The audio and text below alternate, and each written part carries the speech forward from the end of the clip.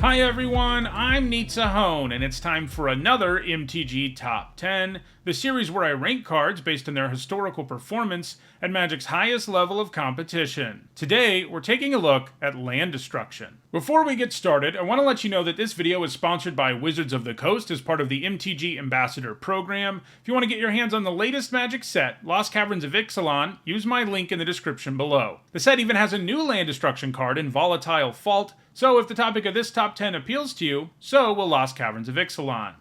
In Magic, lands are your primary source of mana, so destroying them is one of the best ways to disrupt an opponent's game plan. Land destruction tends to be one of the most frustrating strategies to play against, but it can certainly be effective. When I was in high school, I was that annoying guy at your LGS who always played land destruction decks, so these types of cards hold a special place in my heart. This isn't the first time I've looked at land destruction in an MTG top 10, but it's the first time in more than 6 years, and as you'd expect, the list has changed significantly in that amount of time. To be eligible for this video, a card had to be able to destroy a land. There were 201 cards eligible for this list, and in this video we'll take a look at the 10 that have left the biggest impact on competitive Magic. Before we get started, here's a quick reminder on how I score cards in these videos. A first tier top 8 is worth 2 points, this includes events like Pro Tours, and a second tier top 8 is worth 1 point. This includes events like Regional Championships. Before we get to the actual top 10, let's take a look at the cards that made the 2017 list but didn't make it this time, starting with Goblin Ruin Blaster, which was at number 10 last time. For 2 generic and a red, it's a 2/1 with haste, and it has kicker for 1 red mana, which means you can pay an additional cost when you cast it to get an extra effect. In this case, you get to destroy a non-basic land. If this goblin has a Ruin to blast, paying 4 for a 2/1 with haste that destroys a land feels pretty nice. The blaster gained all of its points in Standard, a standard format loaded up with powerful non-basic lands, including creature lands which could even be win conditions. It hasn't gained any points though since 2011. While its 21 points were enough to come in at number 10 last time, this time it took 33 points, so it has no real chance of finding its way back to the top. Next, there's Avalanche Riders, which is at number 7 last time. For 3 generic and a red, the Riders are a 2/2 haste that destroys a land when it enters the battlefield. It also has Echo for 3 generic and a red, which means that on your upkeep after you gain control of it, you have to pay that cost or sacrifice it. While paying 8 total mana for this is not a great deal, oftentimes simply casting the Riders, hitting for 2 and destroying a land is plenty of value. It probably doesn't surprise you to learn that the Ruin Blaster we just saw was designed to be a newer version of Avalanche Riders, as they do have similar designs. Another bit of trivia about Avalanche Riders is that it's an invitational card, which means that it was designed by the winner of a special invitational tournament that Wizards of the Coast used to hold every year. Part of the prize in those days meant you got to design a card and it would feature your likeness, and Avalanche Riders comes from Darwin Castle. They recently brought this back, as these days the Magic World Champion gets to design a card that features their likeness, and we've recently seen this with Fairy Mastermind and Elite Spellbinder. Avalanche Riders was important in Urza's Block Constructed, largely as a result of the fact that Tolarian Academy decks made up most of the metagame, so being able to blow it up was really important. It was also played in Standard the second time it was printed. In addition to its original Urza's Legacy printing, the Riders also received a time-shifted reprint in Time Spiral. In Time Spiral Block Constructed, it was played in Mono-Red Aggro and in Wild Pair combo decks. That deck contained a lot of 2/2s, so you could basically tutor up the Rider when you felt like you needed one. It's also legal in Modern thanks to its time-shifted reprint, and it has gained points as a result of that. It used to be played in Birthing Pod decks, which were all about having toolbox creatures, and Avalanche Riders certainly fits the bill there. It's also been played in Living In decks, where it is pretty sweet to play it early to blow up a land, and then get it back with Living In later, which will let you nuke another land. More recently, it's found success in Ephemerate decks, which are good at rebuying into the battlefield abilities. Avalanche Riders is likely to keep gaining points in the future, and it has some chance to make the list again, as it has gained 2 points in just the last year. And the last card that lost its spot on the list is Ajani Vengeant, which was at number 6 last time. For 2 generic, a red, and a white, he's a 3 loyalty planeswalker, and he makes the list as a result of his ultimate, a -7 that destroys all lands target player controls. It takes a bit of time to get there, but this is arguably the most powerful land destruction effect in the entire game, as other cards that let you destroy all of your opponent's lands generally also end up blowing all of yours too. But that's not the case here, and that's obviously an ultimate that locks your opponent out of the game. The great thing is, this isn't really an ultimate that you can just sort of roll your eyes at and think, well, I'm never going to do that. In reality, getting a Johnny to his ultimate is not that rare of an occurrence. This is because he comes with a +1 that keeps a permanent from untapping. You can use that to lock your opponent out of mana or shut down their best creature. both of which are pretty good at keeping a Johnny around long enough to blow up opposing lands. On top of that, he can also lightning helix stuff with his -2. He was often played in control decks, where a Johnny isn't that hard to protect, so it provided something of a de facto win condition. A Johnny has gained points in Standard, Extended Legacy, and Modern. However, while he has been successful in multiple formats, it's been a while since he's seen significant play in any format, with his last point coming in 2018. He is only 1 point short of making the list, so if he ever starts seeing play again, he could end up back on the list. Alright, now that we've looked at the cards that aren't on the list anymore, let's move to the list proper, starting with the number 10 card, which is Stone Rain, which is at number 8 last time. Stone Rain is one of the original land destruction spells, as it was printed in Alpha. It's a very simple card. For 2 generic and a red, it's a sorcery that destroys a land. For the first decade plus of Magic, it received lots of reprints that gave it repeated legality in Standard. While it was never heavily played in any of those formats, it did show up some in most of them, sometimes in dedicated land destruction decks, other times as more of a sideboard card. In the time since the 2016 list, it's seen a bit of play in Gruul land destruction decks in Modern, and it also sees significant play in Pauper, a format where Tron decks are one of the most powerful things around. That said, it has been a very long time since they've reprinted Stone Rain, and overall it seems that they avoid printing 3-mana land destruction spells that don't also give your opponent something back these days, so it isn't likely to receive another standard reprint anytime soon. While it's going to keep seeing play in Pauper, right now Cleansing Wildfire is only a single point behind it, and it feels inevitable that it will get passed in the future. At number 9, it's Obsidian Charma, a newcomer to the list. For 3 generic and 2 red, it's a 4/4 flyer that destroys a non-basic land when it enters the battlefield. It also costs 1 generic mana less to cast for each land that your opponents control that could produce colorless mana. As a card printed in Modern Horizons 2, the only 60-card formats it's legal in are Modern Legacy and Vintage, but that's fine because it was designed with Modern in mind.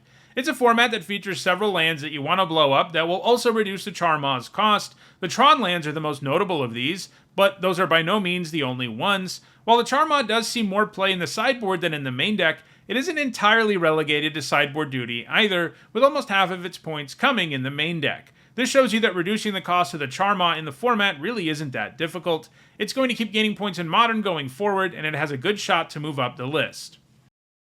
At number 8, it's Pillage, which didn't make the list last time. For 1 generic and 2 red, it's a sorcery that destroys an artifact or land. Basically, it's a more flexible version of Stone Rain that's also a little harder to cast. The upside of being able to destroy artifacts too is no small thing, as sometimes that's preferable to destroying lands, especially in the late game. As a result of its original printing in Alliances and subsequent reprints in core sets, Pillage saw significant play in both Standard and Extended, usually in land destruction or burn decks. Pillage hasn't received a standard legal reprint in recent years, nor has it started to see play in Legacy or Vintage. Instead, it's improved its score as a result of a reprint in Modern Horizons, making it legal for Modern for the first time, and it's taken advantage of that in red-green land destruction decks in the format, while also seeing sideboard play in decks like Death's Shadow. It's going to keep gaining points in Modern in the future, and some of the cards in front of it aren't very active, so it's got a great chance at moving higher on the list. At number 7, it's Armageddon, which was at number 5 last time. Like Stone Rain, it's one of Magic's original land destruction spells. Also, like Stone Rain, it has very few words in the text box. For 3 generic and a white, it's a sorcery that destroys every land. It was immediately apparent that this effect was very powerful, so it first appeared in the top 8 at a competitive Magic deck at Magic's very first true competitive event, Worlds in 1994. Over the years, it has most frequently been utilized in aggro decks, where the goal was to get ahead on board and then nuke all the lands so the opposing player would be unable to defend themselves. This was most famously executed in the Armageddon deck of the mid to late 1990s, with Armageddon a perfect fit for the deck. It had way above rate stats at the time, and once you blew up all lands, you didn't have to worry about the whole Forest Walk thing. These days, it sees intermittent play in legacy decks like Death and Taxes and Eldrazi, where it still pretty much does the same thing it always has. It isn't gaining points especially rapidly, though, and it feels like Pillage and Obsidian Charma have a good chance at passing it in the future. At number 6, it's Acidic Slime, which fell 3 spots. For 3 generic and 2 green, it's a 2/2 with Death Touch that destroys an artifact, enchantment, or land when it enters the battlefield. Thanks to that Enter the Battlefield ability and Death Touch, most of the time, the slime represents a 2-for-1. Acidic Slime gained all of its points in Standard, a format that it had some extra time in thanks to 4 separate core set reprints in M10, M11, M12, and M15. It has mostly been a sideboard card, one that could deal with dominant cards in the format like Valakut Molten Pinnacle, Birthing Pod, and the various equipment played in Cobblade decks. If Acidic Slime were reprinted, it might be played in Standard again, but unless that happens, I don't think it will gain any more points, which means it's going to continue to drop on the list. At number 5, it's Sundering Titan, which was at number 9 last time. It's the only card from the 2017 list that moved up. For 8 generic mana, the Titan is a beefy 7/10, and when it enters or leaves the battlefield, you choose a land of each basic land type and destroy those lands. So, he costs a lot of mana, and his effect is technically symmetrical, so there's some work to be done to really get him going, but if you can, he's pretty insane as he can cripple an opposing mana base while adding a very real win condition to the board. It can end up blowing up your lands too, but most of the time you can set up the Titan to do far more damage to your opponent. The only way one of your lands gets hit is if your opponent has no basic land types of the same type as basic lands you control, and while that can happen, the decks that play the Titan make sure to minimize the downside. An example of this is Tron decks in both Extended and Modern, which seek to produce a ton of colorless mana with the Urza lands and run very few lands with basic land types, and can fully function even in their absence. So Sundering Titan usually doesn't cause any collateral damage, he just comes down on turn 3 or 4 and nukes an opposing mana base. It performs a similar function in both Legacy and Vintage. In the former, Cloud Post is used in a similar manner to Tron lands, and in the latter, Mishra's Workshop and other colorless lands that produce multiple mana are used alongside it. The Titan is going to keep gaining points in multiple formats. Getting it into play early is just one of the most powerful things you can do in Magic. There just isn't another card out there that so effectively adds to the board and destroys an opposing mana base at the same time. It has a very good chance of eventually claiming a higher spot on the list. At number 4, it's Molten Rain, which was in the same slot last time. Another Stone Rain variant. This one costs 1 generic and 2 red to destroy a land, and if the land is non-basic, it also does 2 damage to the opponent. 3 mana to destroy a land is already right in the sweet spot, so also pressuring your opponent's life total is great upside to tack on. It saw a bit of play as a sideboard card in Block, Big Red, and Standard Goblin decks, but Modern is the format where it's done the most work. As I noted when discussing Obsidian Charma, Modern is a format with tons of powerful non-basics, so it has seen regular play in the format since it was created in 2011, most frequently as a sideboard card, but right now there's a legit land destruction deck in the format that runs Molten Rain in the main deck too. It's also found significant success in Pauper. Molten Rain is going to keep gaining points, but so are the cards in front of it, so this might be the best it can ever do. At number 3, it's Balance. It didn't make the list last time, but that was because it slipped through my Oracle search. Since it doesn't actually destroy lands, it makes players sacrifice them. That's close enough to destroying lands that it definitely should be on this list. After all, it's considered by many to be the most powerful white card ever, and I think it lives up to that billing. When Balance gets cast for 1 generic and a white, each player has to sacrifice lands until they have the same number of lands of whomever controls the fewest lands, and then they do the same thing with creatures and cards in hand.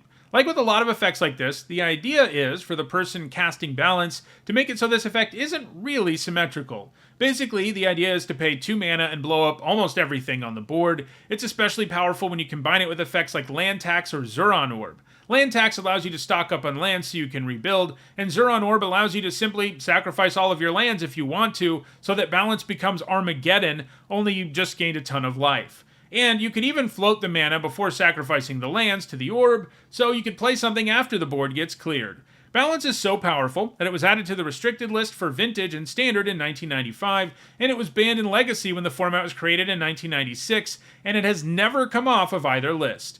And it probably never will. It's too easy to make Balance feel like a one-sided board wipe. Despite being restricted in Vintage, the single copy of Balance that is allowed is played and continues to be played in a whole bunch of decks in the format. It's going to keep gaining points in Vintage, but the cards in front of it are also heavily played, so it may not move any higher. At number 2, it's Fulminator Mage, who held the same slot last time. For 1 generic and 2 black-red hybrid mana, the Mage is a 2/2, and you can sacrifice it to destroy a non-basic land. It hardly saw any play in Block or Standard, where the ability to blow up lands wasn't all that useful. However, it's another land destruction card that has performed incredibly well in Modern, where it often shows up as a singleton copy in toolbox decks that can tutor it up, and in the sideboard of mini decks like Jund and Death Shadow. Fulminator Mage also used to see play in Living In decks, and it was great that you could play it early, sacrifice it to blow up a non-basic land, and then do it again when you bring it back with Living In. The Mage is likely to continue to accumulate points, but it's never going to catch the number 1 cards on this list. That's right, I said cards, and that's because at number 1 I've got 6 lands that destroy other lands. If I gave each of them their own slot on the list, it would have been a lot less interesting, especially because 5 of them would have taken the top 5 slots on the list. Wasteland is the true number 1, and it was last time too. It's a land that can tap for colorless, or you can tap it and sacrifice it to destroy a non-basic land. Paying 0 mana to destroy opposing lands is great, even when you have to use up a land drop. As with all 6 of these, they are hard to interact with, since they never involve casting a spell. If Strip Mine had its own slot on the list, it would have been number 2, which is kind of funny because it's a strictly better wasteland. You can tap it to destroy any land. However, it was definitely too powerful of a card, and since the first year of competitive Magic, it's never been legal as more than a 1-of in any format, and these days, that one format is of course Vintage. That's what leads to it having a lower score than Wasteland. Bosiju Who Endures would have been the number 3 card if it had its own slot, and that's especially impressive because it's a newcomer to the list. It's a little bit different than the other cards I put here, as it can't destroy land by sacrificing itself. Instead, it can only do that when you channel it. In addition to being able to hit non-basics, it can also go after artifacts and enchantments. It does let your opponent search up a land with a basic land type to replace it, but it's still incredibly good at destroying non-basic lands. It's quickly become a staple in green decks in every format, leading to its incredibly high score for a new card. Next, there's Ghost Quarter, which would have been at number 4. It can be tapped and sacrificed to destroy a land, and then its controller can search their library for a basic land and put it on the battlefield. After that, there's Field of Ruin, which would have been at number 5. Like Bosiju, it's also a newcomer to the list. It existed back in 2017, but it didn't quite have enough points at the time, but it does now. It can tap for colorless, or you can pay 2 and sack it to destroy a non-basic land, and then each player searches up a basic and puts it into play. The last of these is Tectonic Edge, which would have been between Balance and Molten Rain if it were given its own slot. You can pay 1 and sacrifice it to destroy a non-basic land, but only if your opponent has 4 or more lands. All of these are especially powerful alongside recursive effects like Wrenn and 6 and Life from the Loam, as when combined with these effects, you can really make it so your opponent can never cast anything. These cheap, difficult to interact with land destruction lands are going to continue to rack up points at an absurd rate, especially Wasteland, Strip Mine, and Bosiju. So those are the top 10 land destruction cards. Just a reminder that this video was sponsored by Wizards of the Coast. Use my link in the description to get some Lost Caverns of Ixalan. If you enjoyed this video, don't forget to like it and share it so that others can enjoy it too. If you want to catch future videos, don't forget to subscribe. And if you want to catch up on past videos, you should see a playlist on your screen shortly. Thanks for watching.